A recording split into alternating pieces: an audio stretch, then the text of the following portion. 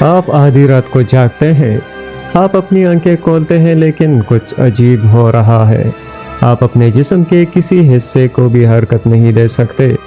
ایسا محسوس ہوتا ہے جیسے کوئی آپ کو دیکھ رہا ہو۔ آپ گھبرا جاتے ہیں، مدد کے لیے آوازیں دینے کی کوشش کرتے ہیں، لیکن آپ کو معلوم ہوتا ہے کہ آپ بول بھی نہیں سکتے۔ اچانک آپ کو عجیب آوازیں سنائی دیتی ہیں اور آپ کے سامنے ایک عجیب سی شکل نمودار ہوتی ہے۔ آپ اپنی آنکھیں بند کر لیتے ہیں، اس امید میں کہ وہ غائب ہو جائے گی۔ آپ دوبارہ دیکھتے ہیں۔ یہ جو کچھ آپ نے ابھی دیکھا وہ نیند کی مفلوجی کی حقیقی تجربے پر مبنی تھا۔ نیند کی مفلوجی ایک نیند کی خرابی ہے جس میں انسان حرکت نہیں کر سکتا، بول نہیں سکتا یا کچھ بھی نہیں کر سکتا سوائے اس خوفناک تجربے کے ختم ہونے کا انتظار کرنے کے۔ یہ اکثر دیگر علامات کے ساتھ ہوتی ہے، جیسے سینے پر بھاری پن کا احساس، نیچے دھکیلنے کا احساس اور یقیناً وہم۔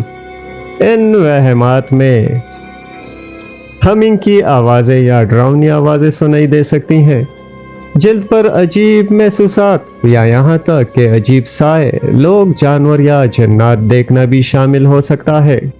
کچھ نایاب صورتوں میں کچھ لوگ جسم سے باہر تیرنے کا احساس یا بیڈ روم کی چھت سے خود کو نیچے دیکھنے کا تجربہ بھی کر سکتے ہیں۔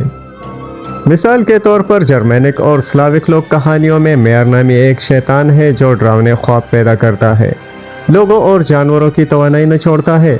برازیل میں پیڈرا ایک مانسٹر عورت شیطان ہے جو رات کو چھتوں پر بیٹھتی ہے اور ان لوگوں پر حملہ کرتی ہے جو پیٹ بھر کر سوئے ہوں اور سیدھی پیٹھ کے بل لیٹے ہوں۔ اس طرح کا ایک افسانہ بنگالی لوک کہانیوں بھی موجود ہے جس میں بوبا نامی بھوت ان لوگوں پر حملہ کرتا ہے جو اسی پوزیشن میں سوتے ہیں۔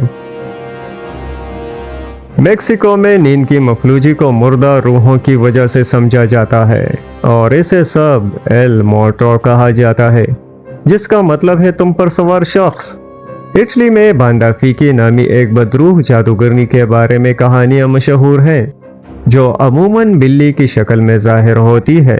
اسے دور رکھنے کے لیے بستر کے قریب ریت کا ایک تیلا رکھا جانا چاہیے تاکہ باندا فیکی ریت کے دانے گننے میں مصروف ہو جائے اور ساری رات اسے مصروف رکھے۔ البانیہ میں موکی ایک بدروح ہے جو سنہری ٹوپی پہنتی ہے اور عام طور پر تکی ہوئی یا تکن زدہ خواتین کو ظاہر ہوتی ہے۔ اگر عورت کسی طرح اس کی سنہری ٹوپی حاصل کر لے تو موکی اس کی کوئی بھی خواہش پوری کر دیتا ہے۔ عربی لوک کہانیوں میں الجاسوم نامی جن کا ذکر بھی ملتا ہے جو رات کو آتا ہے۔ جاسوم سے چھٹکارا پانے کا ایک طریقہ یہ ہے کہ سونے سے پہلے قرآنی آیات کی تلاوت کی جائے۔ افریقہ میں نیند کی مفلوجی کو عموماً شیطان یا بدروحوں سے منسوب کیا جاتا ہے۔ مثال کے طور پر نائجیریا کے لوک کہانیوں میں اوگن اورو نامی عورت شیطان کا ذکر ہے جو اپنے شکار پر خوابوں کے دوران حملے کرتی ہے۔ اگر ہم مشرقی اور جنوب مشرقی ایشیا کی طرف جائیں تو وہاں یہ منظر عام طور پر بدلہ لینے والی یا کوئی ہوئی روحوں کی وجہ سے سمجھا جاتا ہے۔ جیسا کہ آپ دیکھ سکتے ہیں، اس شیطان یا روح کی بہت ساری مختلف اقسام ہیں اور واقعی یہ فہرست بہت لمبی ہے۔ اب ہم اس پر سائنسی نقطۂ نظر سے بات کرتے ہیں۔ نیند کی مفلوجی کی پہلی کلینکل تفصیل 1664 میں ایک ڈچ فزیشین نے شائع کی جس نے ایک مریض کے تجربے کو تفصیل سے بیان کیا۔ اسے ایسا محسوس ہوا جیسے شیطان اس پر لیٹا ہو اور اسے نیچے دبا رہا ہو، یا ایک بڑا سا کالا کتا اس کے سینے پر بیٹھا ہو۔ جب اس نے اسے پھینکنے کی کوشش کی تو وہ حرکت نہ کر سکی۔ آج تک نیند کے پیچیدہ عمل کی وجہ سے اس منظر کی صحیح وجہ مکمل طور پر سمجھی نہیں جا سکی۔ ہم بس اتنا جانتے ہیں کہ یہ ریم نیند کے مراحل کے دوران ہوتا ہے۔ یہ نیند کے 4 مرحلے ہیں اور اس میں سے یہ ایک ہے جہاں خواب آتے ہیں۔ نیند کی مفلوجی کے دوران وہم اس وقت ہوتا ہے جب لوگ ریم نیند کے جاندار خوابوں کا تجربہ کرتے ہیں جب وہ جاگ رہے ہوتے ہیں۔ یہ مختلف نیند کے سائیکلز کے درمیان بے ضابطگی سے منتقل ہونے کی وجہ سے ہوتا ہے، جس کی وجہ سے REM نیند جاگنے کے شعور کے ساتھ اوورلیپ کرتی ہے، جو ایک ایسی حالت بناتی ہے جو خواب اور جاگنے کے درمیان ہو۔ اب دوسرا سوال یہ ہے کہ اس پورے تجربے کے دوران آپ حرکت کیوں نہیں کر سکتے؟ ایک قدرتی دفاعی نظام کے طور پر دماغ نیند کے دوران آپ کے عضلات کو حرکت سے روکتا ہے تاکہ آپ خوابوں کو عمل میں لا کر خود کو نقصان نہ پہنچائیں۔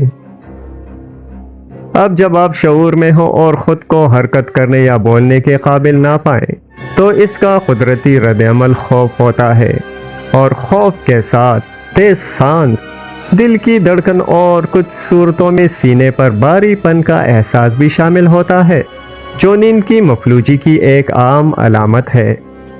اگر آپ نے کبھی نیند کی مفلوجی کا تجربہ کیا ہے تو پریشان نہ ہو، آپ اکیلے نہیں ہیں۔ دراصل نیند کی مفلوجی کافی عام ہے۔ ایک مطالعے کے مطابق کل آبادی کا تقریباً 7.6% لوگوں نے اپنی زندگی میں کم از کم ایک بار نیند کی مفلوجی کا تجربہ کیا ہے۔ دیگر مطالعات سے پتہ چلتا ہے کہ یہ تعداد 30% تک ہو سکتی ہے۔ خوشخبری یہ ہے کہ یہ نیند کی خرابی جسمانی نقصان نہیں پہنچاتی اور اچھی نیند کی کوالٹی کو برقرار رکھنے اور اپنی زندگی میں ٹینشن کو کم کرنے سے آئندہ اقساط کی روک تھام میں مدد مل سکتی ہے۔ آخر میں نیند کی مفلوجی کے بارے میں ان تمام داستانوں اور افسانوں کی وجہ یہ ہے کہ ہمیں غیر وضاحت شدہ چیزیں پسند نہیں آتیں، خاص طور پر جب وہ ڈراؤنی ہوں۔ نیند کی مفلوجی کی پراسرار اور عجیب نوعیت کی وجہ سے لوگ اسے ایک شیطانی موجودگی سے جوڑتے ہیں جو اس دنیا سے نہیں ہے۔ عموماً کسی خاص ثقافت کے مذہبی عقائد اور روایات اس بات کو متاثر کرتی ہیں کہ کس قسم کی ماورائی ہستی نیند کی مفلوجی کی ذمہ دار ہے۔ تو یہ کوئی شیطان، بھوت، قدرتی روح، جادوگرنی یا کچھ بھی ہو سکتی ہے۔ تو کیا آپ کے گھر میں کوئی شیطان، جن یا بدروح ہے؟ میں امید کرتا ہوں کہ نہ ہو۔ اگر آپ اس طرح کے ویڈیوز میں دلچسپی رکھتے ہیں تو سبسکرائب کرنا اور نوٹیفیکیشن آن کرنا نہ بھولیں، اور ہاں، لائک بٹن بھی دبا دیں کیونکہ اس سے ہمیں بہت مدد ملتی ہے۔